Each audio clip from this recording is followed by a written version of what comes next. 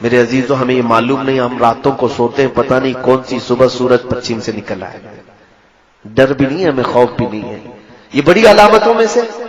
اس کے علاوہ بڑی علامتوں میں سے حضور اکرم صلی اللہ علیہ وسلم نے فرمایا، تم دیکھو گے کہ آدم علیہ السلام کے پیدائش سے لے کر قیامت آنے تک کا سب سے بڑا فتنہ دنیا میں اگر کوئی چیز ہے، حضور فرماتے ہیں وہ دجال کا ظاہر ہونا.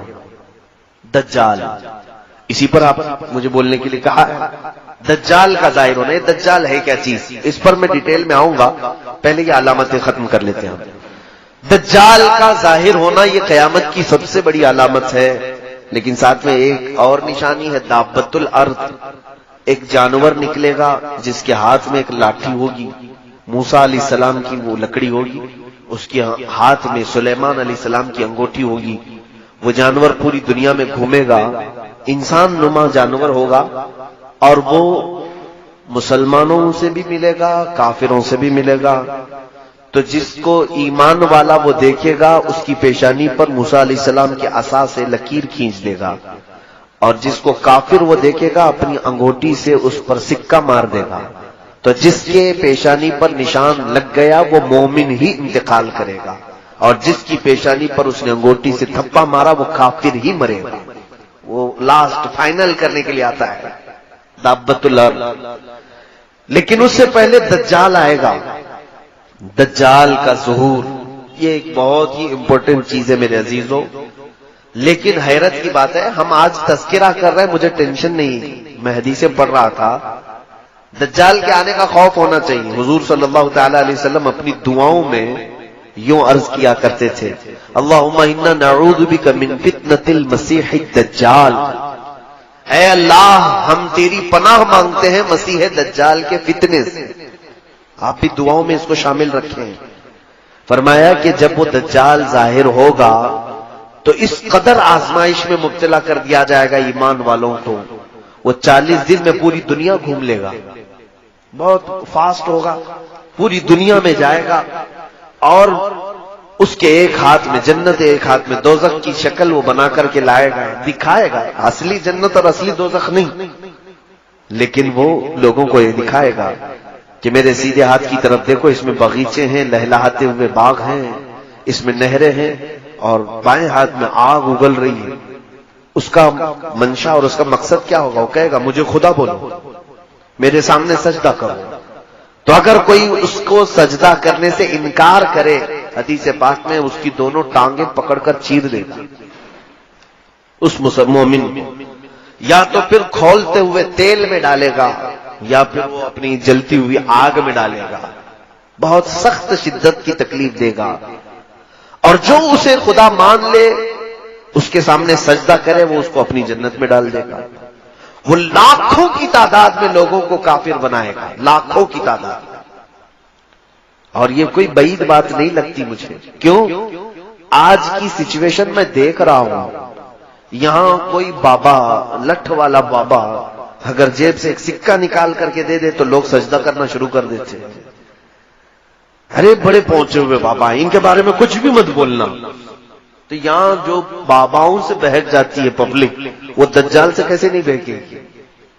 دجال تو بہت بڑے بڑے کارنامے کر کے دکھائے گا، وہ خالی سکے نکال کر کے نہیں. میرے عزیزو حدیث پاک میں ہے، وہ آسمان سے بارش برسا کے دکھائے گا، زمین سے سبزہ اگا کے دکھائے گا. یہ کہے گا کہ میرے حکم سے بارش برستی ہے، میرے حکم سے زمین سبزے اگاتی ہے، تو مجھے خدا مانو. تو لوگ ظاہر سی بات ہے، آپ بارش برسانا اللہ کا کام ہے، زمین سے سبزے اگانا اللہ کا کام ہے. تو بہت سارے لوگ یہی کہیں گے کہ خدا ہمارا زمین پر اتر پڑا، چلو اسی کی عبادت کرو. تو یہ دجال لوگوں کو اپنی عبادت میں مصروف کرنے کی کوشش کرے گا. یہ دنیا کا سب سے بڑا فتنہ، سب سے بڑا فتنہ. لیکن صرف اور صرف 2 شہر محفوظ رہیں گے، مکہ مکرمہ اور مدینہ طیبہ. حضور پاک صلی اللہ علیہ وسلم نے فرمایا کہ دجال پوری دنیا گھوم پھر کر مکہ اور مدینے آنے کی کوشش کرے گا، فرشتے اسے دھکا دے کر کے باہر کریں گے، وہ یہ دونوں حرم کی حدود میں نہیں آ سکے گا. بس وہ سیف جگہ ہے، لیکن ہم سب پوری دنیا میں جہاں پر بھی ہیں کوئی جگہ سیف نہیں ہے، دجال ظاہر ہوگا۔ اب میں یہ بھی بتاؤں کہ حدیثوں میں اس کا ذکر کہاں سے ہے۔ بعض لوگ کہتے ہیں قرآن میں نہیں ہے، لیکن صحیح احادیث کریمہ میں موجود ہے۔ صحیح احادیث کریمہ میں دجال کے آنے کی جو علامات بتائی گئی ہیں، سب سے پہلے دجال کا میننگ سمجھ لو آپ کہ اس کو دجال کیوں کہتے ہیں۔ عربی میں دجل لفظ ہے یہ، جس کا مطلب ہوتا ہے جھوٹ یا بدل دینا۔ گدھے کے اوپر آپ نے شیر کی کھال ڈالی تو اس کو کہتے ہیں دجل، یہ فریب کیا ہے، اندر کچھ اور ہے اوپر کچھ اور دکھا رہا ہے، تلبیس، یہ دجل ہے۔ اور دجل کا مبالغے کا صیغہ ہے دجال، بہت زیادہ جھوٹ بولنے والا، بہت زیادہ جھوٹ بولنے والا۔ اور ساتھ میں اس کو مسیح دجال کہتے ہیں، حدیث پاک میں بھی مسیح کا لفظ آیا ہے۔ مسیح جو ہے، مسیح کے کئی معنی ہیں عربک ڈکشنری میں۔ ایک معنی یہ ہے کہ ہاتھ پھیرنے والا، ایک معنی ہے شفا دینے والا، ایک معنی ہے کہ لوگوں کو دعا کرنے والا، عافیت دلانے والا، ایک معنی یہ بھی ہے کہ جھوٹ بولنے والا۔ مسیح کے کئی معنی ہیں، لیکن اب میں آپ کو بتاؤں مسیح دجال کون ہوگا، کیسا ہوگا، کب آئے گا۔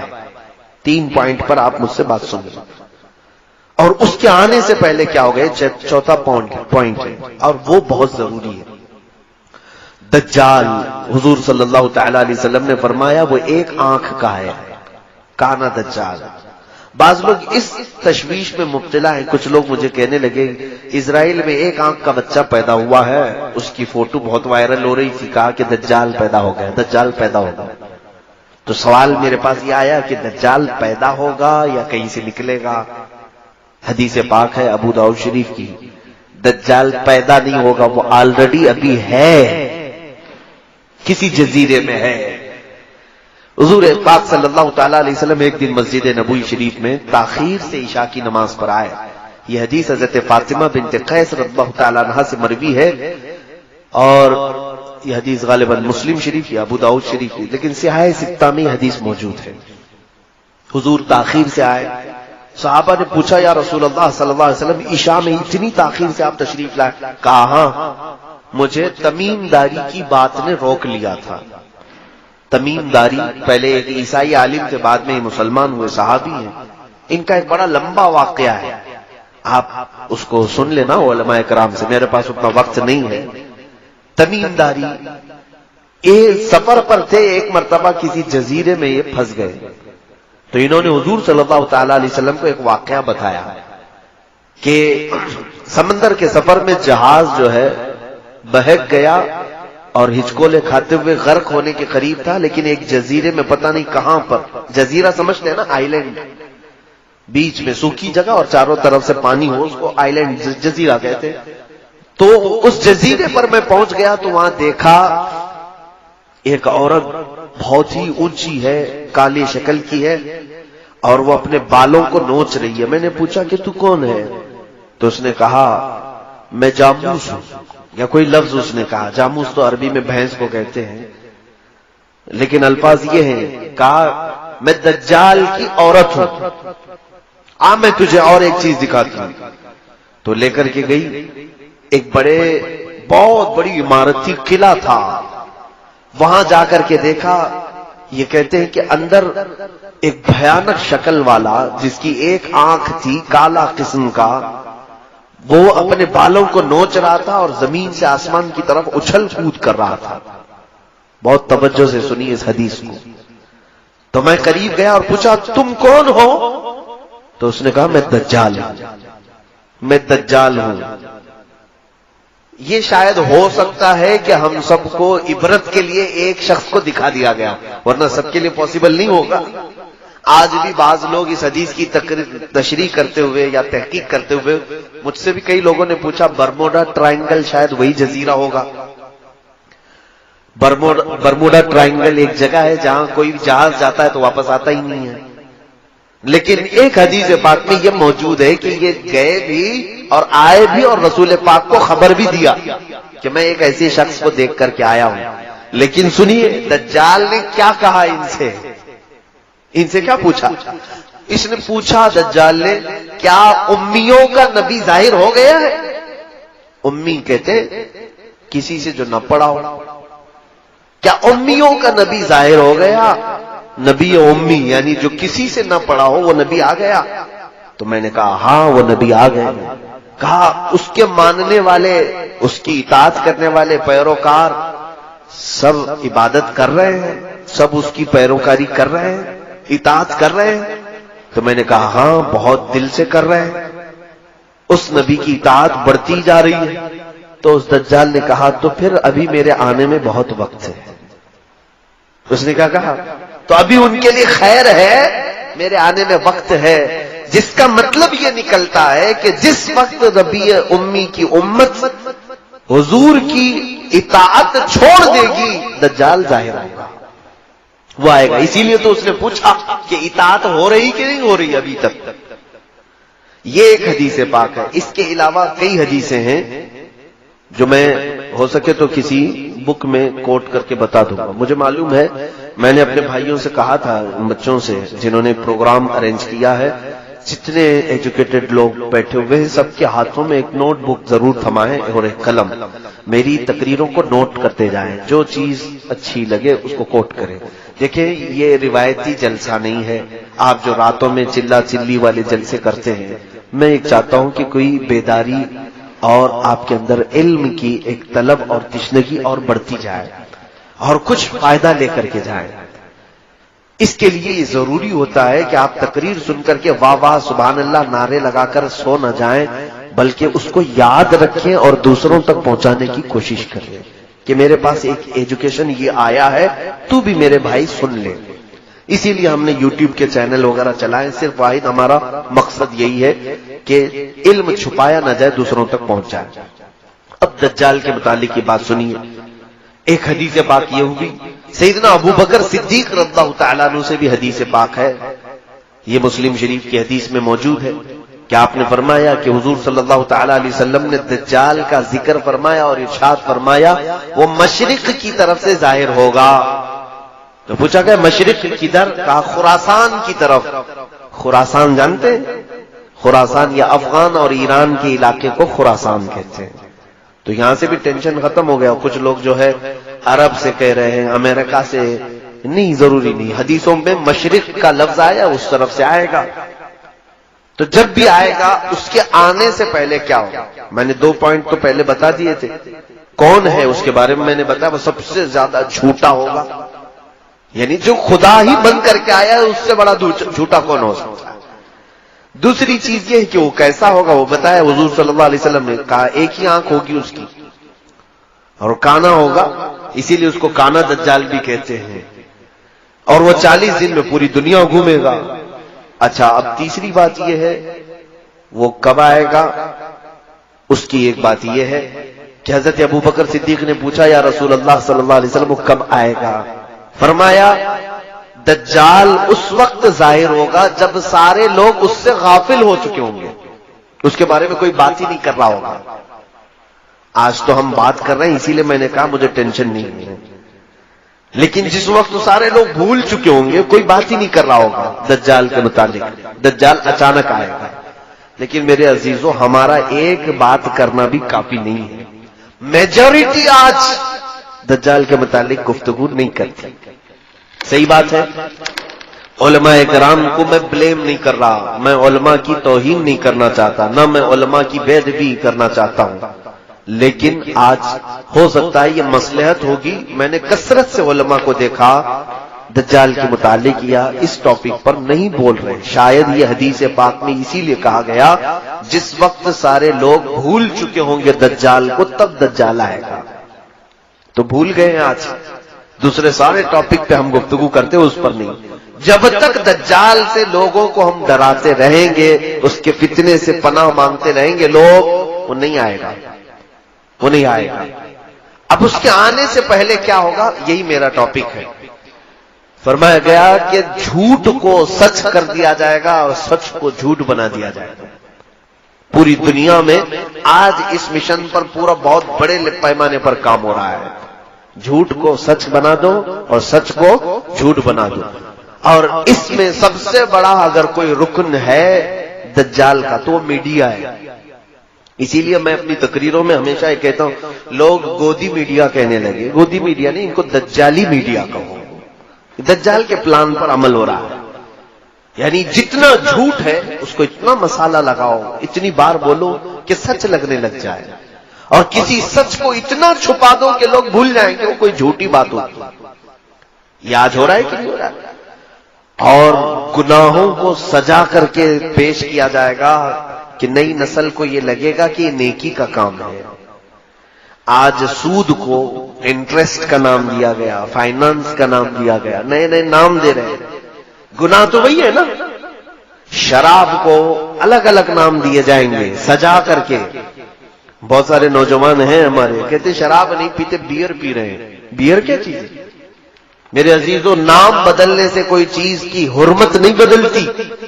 نئے نئے نام. ایک بار میں پلین میں تھا، ایک ایئر ہوسٹس آئی، اس نے ایک کین دیا تو سب کو دے رہے تھے. کہا یہ کریزی واٹر ہے. کریزی واٹر یہ کیا چیز ہے؟ لوگ اس کو کریزی واٹر کہہ رہے تھے. دوسرے ہمارے ساتھ جو تھے وہ لیے پی رہے تھے. میں نے پوچھا کہ وائن ہے، شراب ہے؟ کہا نہیں، کریزی واٹر. میاں کریزی واٹر کا مطلب کیا ہوتا ہے؟ کیا پانی پاگل ہوتا ہے؟ کوئی پاگل پانی؟ کریزی واٹر کا مطلب؟ تو بغل والے نے کہا کہ یہ وائٹ الکوہل ہے. یعنی شراب جس طرح رنگیلی ہوتی ہے اس کو بالکل پیوریفائی کر دیا گیا ہے، اور اتنا ریفائن کر کے جیسے پانی ہوتا ہے ویسی پانی کی طرح اس کو بنا دیے ہیں. لیکن ہے شراب، ہے شراب لیکن بالکل پانی کی طرح بنایا گیا. اس کو کریزی واٹر کہہ رہے ہیں. میرے عزیزوں، اس دن مجھے یہ سمجھ میں آیا کہ یہی دجال کے آنے سے پہلے جو مخبر صادق صلی اللہ علیہ وسلم نے بیان فرمایا، ہر باطل چیز کو سجا کر کے دنیا میں پھیلا دیا جائے گا. آج اس مشن پر سب سے زیادہ کام ہو رہا ہے. میں آپ کو اب یہ بات بتاؤں گا کہ مولانا آپ یہ دجال کے متعلق کہہ رہے ہیں کہ دجال کے آنے سے پہلے یہ ساری چیزیں ہوں گی، لیکن کون کر رہا ہے؟ میں یہ بھی بتا دوں، دجال کے آنے کا جتنا ہمیں خوف ہے، ہمیں ڈر ہے کہ نہیں ہے؟ حضور نے فرمایا کہ اس کے فتنے سے ڈرو کہ وہ بہت بڑا فتنہ ہے، کتنوں کو بے ایمان کر دے گا، کافر بنا ڈالے گا. میں ابھی شروع میں ہی یہ بات کہا نا، ہم پتہ نہیں ہمارے سامنے چھوٹی بڑی چیزیں اچھمبے والی ہوتی ہیں تو ہم دل دے بیٹھتے ہیں لوگوں کے پیچھے. دیکھتے نہیں کتنے ایسے ڈھکوسلے پیروں کے پیچھے پھر رہے ہیں. اچھے پیروں کی بات نہیں کر رہا ہوں. ہمارے علاقے میں بہت سارے ایسے ہیں ساؤتھ سائڈ میں جو ایک وقت کی نماز نہیں پڑھتے، عورتوں سے اپنے جسموں کی مالش کرواتے ہیں. ان کے ہزاروں مریدین ہیں. ایک بابا ہے، اس کو دودھ سے لوگ نہلاتے ہیں، عورتیں نہلاتی ہیں. اس نے تو اپنے گھر کے سامنے کعبہ تک بنا ڈالا ہے. کعبہ تک بنا ڈالا ہے. کیوں ان کے پیچھے پبلک ہے؟ میں نے پوچھا کہ تم پاگل ہو، مسلمان ہو، سامنے وہ شرک کر رہا ہے اس کے پیچھے پڑے ہو؟ کہا نہیں، تمہیں معلوم نہیں بابا کے چمتکار کیا کیا ہے. کہا کیا دکھاتا ہے؟ یہ نظر بندی کرتا ہے، جادو کرتا ہے، لوگوں کے پیٹ میں سے سوئیاں نکالتا ہے، لوگوں کے پیٹ میں سے بلیڈ نکالتا ہے. اور کہتے ہیں ہم نے تو کبھی نہ سوئی کھائی نہ بلیڈ کھائی، لیکن بابا جب کہہ کر آتے ہیں تو سوئی بھی نکلتی ہے، بلیڈ بھی نکلتی ہے. کہا یہ تو نظر بندی ہے، شعبدہ بازی ہے، جادوگری ہے. اور اس کو دیکھ کر کے وہ لوگ اس کے فریفتہ ہو گئے بابا کے. اسی دن مجھے یہ بات یاد آئی، اس بابا نے تو خالی اتنا ہی دکھایا، جب دجال بارش برسا کے دکھا دے گا، سبزہ اگا کر کے دکھا دے گا، تب تو یہ قوم تو اس کو اللہ ہی کہنے لگ جائے گی، اس کو تو خدا مان بیٹھے گی. اسی لیے دجال پوری دنیا کا سب سے بڑا فتنہ ہے جو حضور نے فرمایا. اب اندازہ کیجیے آپ، رسول کریم صلی اللہ تعالی علیہ وسلم جس کے فتنے سے پناہ مانگتے ہو، وہ فتنہ کتنا بڑا ہوگا. نبی آخر الزمان صلی اللہ علیہ وسلم خود دعا کرتے تھے، اے اللہ مجھے دجال کے فتنے سے بچا. وہ کتنا بڑا فتنہ ہوگا. اس لیے ہم لوگوں کو ہلکے میں نہیں لینا ہے اس کو. اچھا، میں جو بات کہہ رہا تھا، ہم جتنا اس کے فتنے سے ڈرتے ہیں، دنیا میں ایک قوم ایسی ہے جو اس کا شدت سے انتظار کر رہے ہیں. دجال کو وہ بہت زیادہ چاہتے ہیں، بہت زیادہ محبت کرتے ہیں، اور اس کے آنے کے لیے جانے کیا کیا کر رہے ہیں. ہم ڈر رہے ہیں نا، ہم تو اس کے فتنے سے ڈرے. دنیا میں ایک قوم ہے جو دجال کے آنے کا انتظار کر رہی ہے، وہ یہودی قوم ہے. جیوز جو ہیں، یہودی اسرائیلی. میں اس کو کھل کر کے بول رہا ہوں. ایک بات مجھے معلوم ہے، میرے استاد مصر میں انہوں نے بتایا بھی تھا کہ یہودی اس وقت دنیا میں اتنے منصوبے بناتے ہیں اور ان کے خلاف جو بولتا ہے اس کو یا تو مار ڈالتے ہیں یا اس کے خلاف ایسی سازشیں رچتے ہیں کہ وہ بند ہو جائے، قید ہو جائے، یا تو پھر اسے خرید لیتے ہیں. یہ تو میں تقریباً 10 سال سے بول رہا ہوں. مجھے اس بات کا خوف نہیں ہے. جس وقت تک اللہ نے زبان رکھی ہے میں امت محمدیہ کو حضور کی امانت سپرد کر کے رہوں گا. جب اللہ کو منظور ہو وہ میری زبان بند کرا دے، اور رب تبارک و تعالیٰ کے چاہے بغیر کچھ نہیں ہوتا. اس بات کو سن کر کے چلے.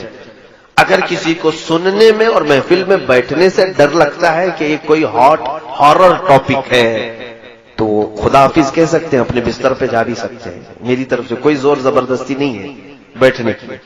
لیکن اگر کسی کو کچھ نالج لینا ہے تو بیٹھ سکتے ہیں. دجال کے متعلق سب سے زیادہ اگر کسی کو انتظار ہے تو یہودیوں کا ہے، اسرائیل کو. اب ان کی کتابوں میں ان کے بڑے لوگوں نے لکھا ہے کہ دجال اس وقت تک نہیں آئے گا جب تک اسلام اور مسلمانوں کو رسول سے دور نہیں کر دیا جائے گا. سب سے اہم چیز ہے یہ. ان کو کیا چاہیے؟ دجال چاہیے. اور دجال کے آنے کے لیے دروازہ کیا ہے؟ پوری دنیا کے مسلمان اپنے نبی سے دور ہوں. کیونکہ دجال نے بھی اس حدیث میں نے بتایا نا، پوچھا نا تمیم داری سے کہ وہ آخری نبی آ گئے تو انہوں نے کہا آ گئے. اس نے پوچھا کیا ان کی امت ان کی اطاعت کر رہی ہے؟ تو انہوں نے کہا اطاعت کر رہی ہے. تو دجال نے کیا کہا؟ ابھی میرے آنے کا وقت نہیں. اب ان کو دجال چاہیے. کیوں؟ یہ کہتے ہیں ہمارا وہ مسیحا ہے. دجال کے آنے کے لیے روزانہ صبح اور شام میں دعائیں ہوتی ہیں اسرائیل میں، روزانہ دعائیں ہوتی ہیں. اور وہ اس لیے دعا کرتے ہیں کہ وہ ہمارا مسیحا ہے، ہمیں تکلیفوں سے نجات دے گا، ہماری پوری دنیا میں حکومت قائم کرے گا، ہمیں موت سے بھی بچائے گا. ایک بات یہ بھی یاد رکھ لے کہ دنیا میں سب سے زیادہ موت سے ڈرنے والی قوم یہودی ہے. وہ مرنا نہیں چاہتے کوئی بھی، وہ موت سے بہت ڈرتے ہیں. اسی لیے ان کا آپس میں جو ایک دوسرے کو سلام بھی جو کرتے ہیں، ہم السلام علیکم کہتے ہیں، ان کا سلام ہے ذی 1000 سال. فارسی میں یہ ہے ذی 1000 سال. تفسیر میں لکھا ہوا ہے یہودی آپس میں ایک دوسرے کو سلام بھی کرتے ہیں تو یوں کہتے ہیں جیو 1000 سال، جیو 1000 سال.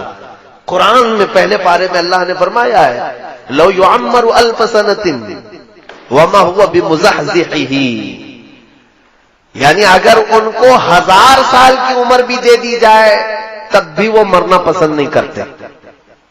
اور اللہ تعالیٰ نے ان کے رد میں جتنی آیتیں نازل فرمائی، یہ کہتے ہیں ہم اللہ کے بیٹے ہیں، ہم اللہ کے محبوب ہیں.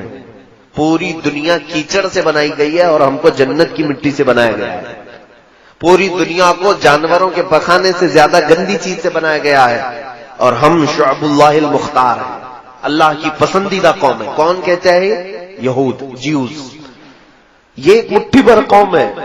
انہوں نے جو عقیدے بنا رکھے ہیں وہ یہ ہے کہ دنیا کی سب سے افضل ترین قوم ہم ہیں، ہمارا ہی حق ہے دنیا میں، ہر چیز پر ہمارا قابو ہونا چاہیے، اقتدار ہمارا ہونا چاہیے.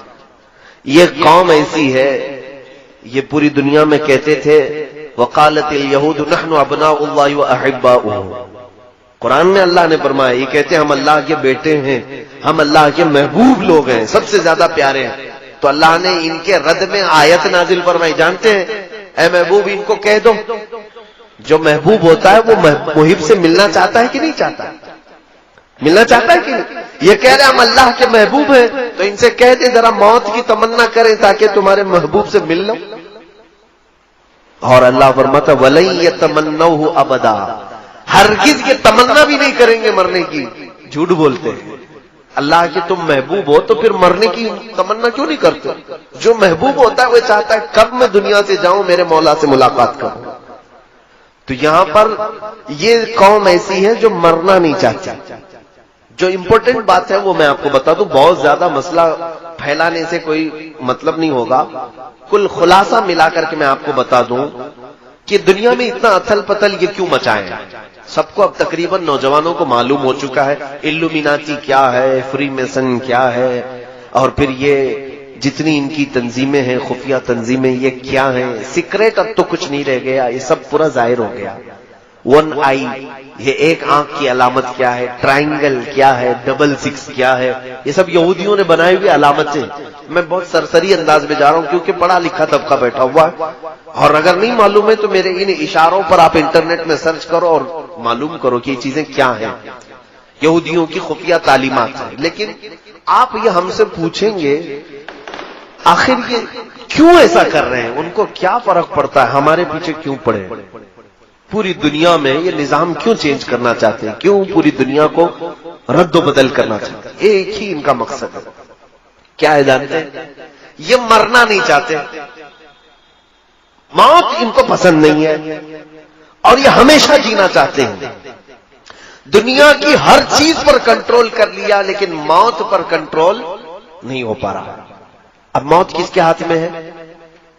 کس کے ہاتھ میں؟ اللہ رب العزت۔ ان کو بھی معلوم ہے، ان کو بھی معلوم ہے موت اللہ کی طرف سے آ رہی ہے، تو کیوں نہ ہم ڈائریکٹ اس اللہ کو ہی ختم کر دیں، معاذ اللہ رب العالمین۔ یہ پلاننگ ہے، اور یہ میں کہہ نہیں رہا ہوں، آلریڈی یہ پہلے ہو چکا ہے۔ ایک ڈاکٹر ہیں، میں نام ذکر نہیں کر رہا ہوں، وہ عیسائیوں کے ایک بڑے ماہر محقق ہیں، انہوں نے بھی اس چیز کی تحقیق میں لکھا ہے کہ پہلے کے دور میں نمرود کی جب حکومت تھی تب بھی یہ یہودی تھے، تو ان لوگوں نے کیا کیا تھا، نمرود جو بادشاہ ہے اس نے ایک بہت بڑا محل بنایا تھا۔ نمرود بھی بہت لمبی عمر تک جیا، بہت بڑی طاقت تھی، وہ خدا کہلاتا تھا اپنے آپ کو، لوگوں سے سجدے کرواتا تھا، لیکن اب اس کو بھی ایک ہی ٹینشن تھا، کیا؟ موت کا، مر جاؤں تو سارا خدا ختم، سڑ گیا۔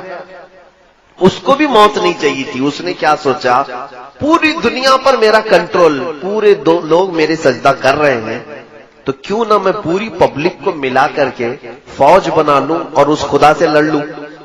ایک بار ٹرائی کر کے دیکھتے ہیں، اس خدا کو مار کے گرا دیں گے تو پھر اب موت حیات سب ہمارے ہاتھ میں آ جائے گی۔ یہ پلاننگ اس وقت اس نے کیا تھا، یہ ہماری کتابوں میں نہیں ہے لیکن پرانی دوسری مقدسات میں موجود ہے۔ تو اب اس نے ایک بہت بڑا ورلڈ ٹاور بنایا تھا، اس زمانے کا بہت اونچا ایک محل بنایا، عمارت بنایا، اور دنیا بھر کے سارے لوگوں کو ایک جگہ جمع کیا، سب کی زبان ایک بنایا، کہا لینگویج الگ الگ نہیں ہونی چاہیے، سب کی ایک ہی زبان، آپس میں سارے لوگ میرے وفادار، اور سب کو ٹریننگ دیا کہ خدا کے ساتھ لڑنا ہے، سب کو خدا کا باغی بنا دیا سب کو، اور سارے جوش میں، اور اتنی بلند عمارت بنائے۔ پوچھا گیا کیوں بنا رہے ہو، کہا اس پر چڑھ کر کے آسمانوں میں جاؤں گا، اس سے جنگ کروں گا خدا کو اور اس کو گرا دوں گا، میرے پاس پوری دنیا کی پبلک بھی ہے۔ نشے میں چور آدمی کہاں تک سوچتا ہے، سیاست بہت گندی چیز ہو جاتی ہے کبھی کبھار، آدمی خدا بننے کی کوشش کر ڈالتا ہے اور خدا کو مارنے کی کوشش کرتا ہے، معاذ اللہ رب العالمین۔ تو اس نے یہ پلان بنایا، اور یہ غالباً انجیل میں ہے، بہت پہلے میں نے پڑھا تھا، اس نے عمارت بنایا اور اوپر چڑھا بھی، پوری پبلک کو کہا کہ تم میرے ساتھ رہو گے، سب کی لینگویج ایک ہی، تم میری حمایت کرو گے، میری فوج میں رہو گے، اور میں اب خدا سے جنگ کر رہا ہوں، ایک بار اگر میں نے اس کو مار دیا تو تم میں سے سب کو میں نے ہمیشہ ہمیشہ کی زندگی دینی ہے، ٹینشن مت لینا، کسی کو 2000 سال چاہیے لکھوا لو، میں 2000 سال دے دوں گا، کسی کو 5000 سال چاہیے میں دے دوں گا۔ تو سارے لوگ بہت شوق میں تھے کہ مرنا ہی نہیں ہے، چلو یہ ایک کام کر کے دیکھ لیتے ہیں۔ اب جب وہ اوپر چڑھا تو اب دیکھیے مقدسات جو کتابیں ہیں وہ کہتی ہیں اللہ رب العزت نے اپنے فرشتوں میں سے ایک فرشتے کو فرمایا کہ آؤ، میرے بندوں میں سے ایک بندے نے بڑی بلند عمارت بنائی ہے، چلو ذرا دیکھ لیں۔ اللہ رب العزت نے فرمایا اور آسمانوں کی طرف نزول فرمایا، اور اپنے ایک فرشتے کو، اللہ تعالیٰ کے فرشتوں کی تعداد کسی کو نہیں معلوم، معلوم ہے کتنے لاکھ، کتنے کروڑ، کتنے ارب. بلکہ اندازہ کرنے کے لیے ایک صرف میں حدیث بتا دوں، جب بھی بارش ہوتی ہے نا، حضرت ابن عباس فرماتے ہیں ہر قطرے کو ایک فرشتہ زمین پر رکھ کر جاتا ہے، اوپر سے برسایا نہیں جاتا. ایک ایک قطرے کو ایک ایک فرشتہ زمین پر رکھ کر جاتا ہے. بارش کے قطرے نہیں گن سکتے تو فرشتوں کو کہاں گن سکو گے؟ تو اتنے لاتعداد فرشتے ہیں، اس میں سے صرف ایک ہی فرشتے کو اللہ نے فرمایا تم جاؤ ذرا نیچے اپنے پر ہلاؤ. وہ فرشتہ نیچے آیا، جبرائیل کو نہیں بھیجا، میکائیل کو نہیں، اسرائیل کو نہیں، بڑے مقام والے فرشتے، ایک فرشتے کو بھیجا. اور وہ فرشتہ نیچے زمین پر آیا، اس نے صرف اپنے پر ہلایا تھا کہ یہ پوری دنیا غرق ہو گئی، اس کا سارا محل ڈھہ گیا، نمرود تباہ ہو گیا. اور اس کے بعد پھر یہ جتنے لوگ بچے تھے، کچھ اکثر تو مر گئے، جتنے بچے تھے اللہ نے فرمایا ان کی سب کی زبان کو الگ کر دو. سب کی زبان ڈیوائیڈ کر دی گئی، اس کی زبان الگ، اس کی زبان الگ، اس کی زبان الگ. یہ بھی اللہ کی حکمتوں میں سے ہے کہ یہ پھر ایسی پلاننگ کرنے کے لیے سب جمع نہ ہو جائے، الگ الگ کر دی گئی. یہ دوسری کتابوں میں موجود ہے، تو یہ پلاننگ ان کے دماغ میں آج بھی چل رہی ہے. فلاپ تو ہوا تھا آئیڈیا پرانے زمانے کا، اب جو اسرائیل ہے، یہودی ہے، اور اسی مقدس کتاب میں یہ بھی لکھا گیا ہے کہ اے لوگوں دیکھنا قیامت کے قریب ایک بار اور اس طرح کی کوشش کی جائے گی. اب بات سمجھ میں آئی آپ کے؟ اس طرح پہلے خدا سے لڑنے کا ایک پلان کیا انہوں نے، فلاپ ہو گئے اور مار دیے گئے. اب ان کو جدید ٹیکنالوجی پر، نیو ٹیکنالوجی پر اتنا بھروسہ ہے، انہی مقدسات میں کہا گیا ہے دیکھنا قیامت سے قریب ایک بار اور یہ چیز کوشش کر لیں گے. اب مجھے یہی لگتا ہے، یہ حدیثوں میں تو ہے نہیں کہ یہ لوگ خدا سے لڑنے کے لیے کوشش کریں گے، لیکن ان کی کتابوں میں لکھا ہوا ہے، یہودیوں کی. اب مجھے یہی سمجھ میں آتا ہے اسی پلاننگ کے تحت یہ اسی انداز سے چل رہے ہیں. ان کو ایک مسیحا چاہیے ہے، وہ دجال ہے جو خدا کا دشمن ہے، اور انہیں معلوم ہے دجال کا پاور کیا ہے. 40 دن میں پوری دنیا میں گھومے گا، لوگوں کو آسمان سے بارش برسا کے دکھائے گا، زمین سے سبزے اگا کر کے دکھائے گا. ان کو ایک ایسا پاورفل آدمی چاہیے جو خدا سے لڑ سکے، اس لیے وہ انتظار کر رہے ہیں. دوسرے ان کو کیا چاہیے، پوری دنیا کی لینگویج ایک ہونی چاہیے. تو یہ گلوبل لینگویج کے طور پر انگلش کو مشہور کر بھی رہے ہیں کہ سب کی کنیکٹ کرنے والی، سب کو کنیکٹ کرنے والی زبان انگلش ہونی چاہیے. سب کی کرنسی ایک بنانا چاہتے ہیں، اور آج تقریباً یہ کر بھی چکے. ڈالر پوری دنیا کی کرنسی بنتی جا رہی ہے. تقریباً ہر ملک اپنی ٹریڈنگ ڈالر میں کرنا چاہتا ہے. پوری دنیا کی ایک کرنسی ہو، ایک لینگویج ہو. اور آپ دیکھنا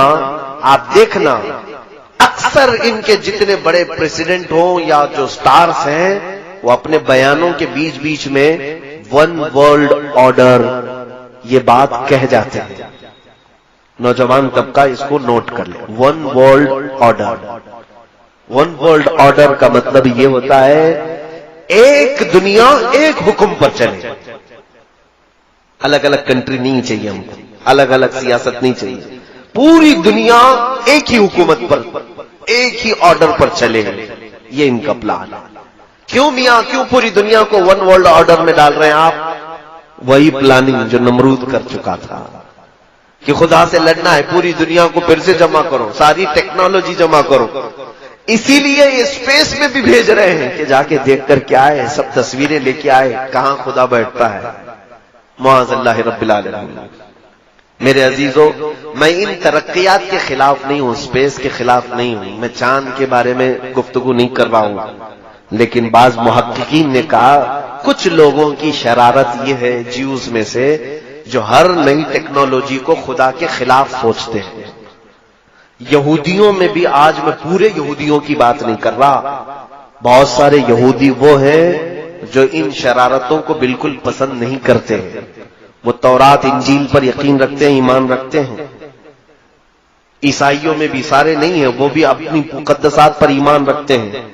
لیکن کچھ ایسے ہیں جن کو عباد الشیطان کہا جاتا ہے. یہودیوں میں ایک تنظیم ایسی نکلی جو ڈیول ورشپرز ہیں. یعنی شیطان کی عبادت کرتے ہیں، پوجا کرتے ہیں، یہ ان کا پورا کیا ہوا ہے، پوری دنیا کو بدلا ہوا ہے۔ اب سنیے، اب یہ پوری دنیا میں کیا ہنگامہ مچا رہے ہیں، کیا ہنگامہ مچائیں گے۔ میں باخبر ضرور کرنا چاہوں گا ہر بچے کو، ہر جوان کو،